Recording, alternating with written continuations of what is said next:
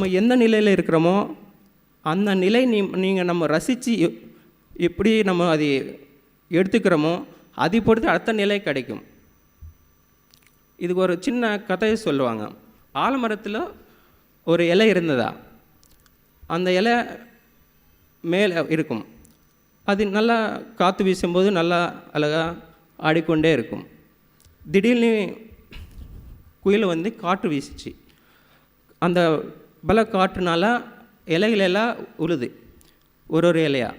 அந்த இலை நினச்சிச்சு, இந்த இடத்துல நான் இருக்கணும், இதில் இங்கே தாங்கி இருந்தால் தான் நல்லா இருக்கும், இதுலேருந்து கீழே விழுந்துச்சுனோம்னா நமக்கு நம்மளோட இதே போயிடும் சொல்லி வேண்டுதா. வேண்ட பிறகு அது என்ன ஆச்சுன்னா அதையும் விழுந்துச்சு. அதுலேருந்து விழுந்து காற்றுல பறந்துச்சு. பறக்கும்போது ரொம்ப மேலே பறந்துச்சு ஆகாசத்தில். அங்கே போய் பார்த்தா உலகம் ரொம்ப நல்லா தெரியுது. ஓ, இது நல்லா இருக்குது, இங்கே இருக்கலாம்னு சொல்லி நினச்சிச்சு. ஆனால் கொஞ்சம் நேரம் கழித்து காற்று அடக்கும்போது அந்த இலை வந்து தண்ணியில் பட்டுச்சு. ஆறில் தண்ணியில் போகுது, அங்கே நல்லா இருக்குது. தண்ணியில் போகும்போது பயணிக்கும்போது அங்கே ஒரு சுகமாக இருக்குது, அங்கே அந்த இடத்துல நல்லா இருக்குது, இங்கே இருக்கலாம்னு சொல்லி நினச்சிச்சு. அதுக்கப்புறம் தரைக்கு போய் தரையிலேருந்து காற்று வீசி பூமிக்கு வந்துச்சு. அந்த நிலத்தில் வந்த பிறகு ஒரு நபர் அது கையால் எடுத்திருக்காங்க.